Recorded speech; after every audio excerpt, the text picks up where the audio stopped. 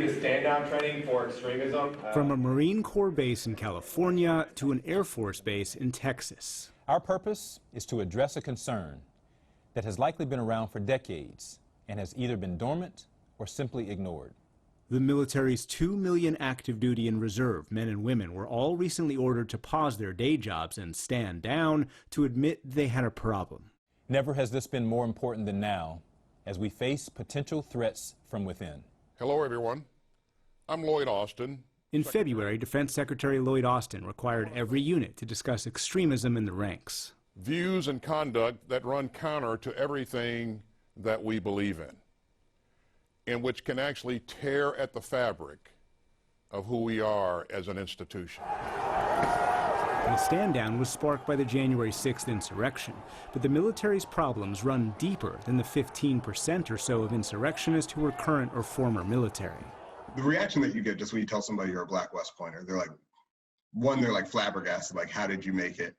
Former Captain Jeffrey Easterling was a West Point graduate and Army field artillery officer who deployed to Afghanistan. He left the military in 2019. Easterling remembers confronting a fellow officer wearing a patch for the 3%ers, the far-right militia group whose members were among the insurrectionists. I was like, it seems to be like an extremist group. And he's like, oh, that's just what people say, but it's not extremism. If I had a Black Panther anything, there'd be a lot of questions, if not, some outright, fix yourself. But name your favorite white oath keeper type organization. Don't get policed, or at least they didn't when I was in the military. You're going to the military for an opportunity to grow. These microaggressions can tear at you. They're like psychological whippings. And they're really meant to pacify you, to kind of put you in your place. Richard Brookshire is a former Army sergeant and combat medic. Hello, I'm Specialist Brookshire with the 218 Infantry, deployed to northern Afghanistan. He says the military never welcomed him as a Black gay man, and he calls the racism, homophobia, and sexism he says he witnessed stepping stones to extremism. There's building blocks to get to extremism, right? And certainly if you're xenophobic, if you hold racist proclivities, if you are, a fascist, and you're kind of building toward actually activating around those issues, by way of January 6th, I wasn't surprised at all. When I served, conspiracy theories were rife, right? It's this openness and this kind of tolerance, that I think is most damning on the military's part. Last month, the Pentagon made public a 2020 report that admitted white supremacy and white nationalism pose a threat to the good order and discipline within the military, and individuals with extremist affiliations and military experience are a concern to U.S. national security. But it also concluded, we believe we've been effective at screening for individuals who possess or advocate extremist ideologies. We're happy to see that the Pentagon agrees that there's a problem, but we completely disagree that they're doing anything about it. Leisha Brooks is the chief of staff for the Southern Poverty Law Center. Her father joined the military shortly after it was desegregated and deployed to Korea. In joining the military, he wanted something other than the experience that he had as a Black man growing up in Mississippi. The military is proud of the history it's tried to provide Black enlisted service members, but it hasn't always lived up to promised opportunities. And the SPLC has been calling out extremists in the ranks for decades. In 1986, a letter to Secretary of Defense Caspar Weinberger said active duty troops were rallying with the Ku Klux Klan. The SPLC has sent letters warning of white supremacy in the military about every 5 years since. The military seems to respond when something horrific happens. They feign interest and then do not implement the recommendations that we offer. The military admits it doesn't even know the scope of the problem. It has no centralized system for monitoring extremism-related incidents, and advocates argue recruits aren't screened well enough and regulations are inconsistent.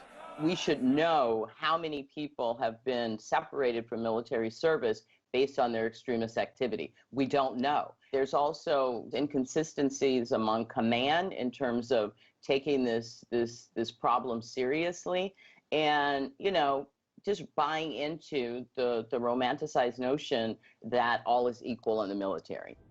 Right now, the military doesn't prohibit service members from belonging to extremist organizations so long as they don't conduct prohibited activities. When Brookshire was deployed to Germany, he was stationed on a former Nazi base and noticed his fellow soldiers' fascination with Nazi culture. After he separated, he realized a veteran who'd killed a black man hoping to start a race war had been in his brigade. It kind of brought home the point that, you know, these things weren't just being made up in my mind. There were people being radicalized right alongside me. This stand down was held at a chapel on Fort Lee, named for the Confederacy's top general.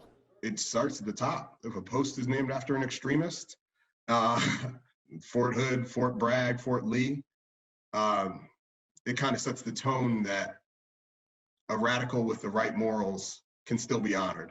Against all enemies, foreign and domestic. The Pentagon says the stand down has focused on the morals of its mandatory oath. That I will support and defend the Constitution of the United States against all enemies, foreign and domestic. The number ought to be 0, given the fact that you take an oath to defend the Constitution of the United States, that you make a promise to the American people about what you stand for. But even though the number's small, it can have a corrosive outsized effect. And that's today, Pentagon spokesman John Kirby unveiled new steps, including a new military-wide definition of extremism, standardizing extremism screening among recruits, and training service members as they leave the military on extremist groups that recruit veterans. More needs to be done to educate and inform transitioning members about who and what are waiting for them on the other side. We have evidence that some extremist groups are actively recruiting active duty members as they get ready to transition because they value their leadership capability, their organizational skills, their weapons training.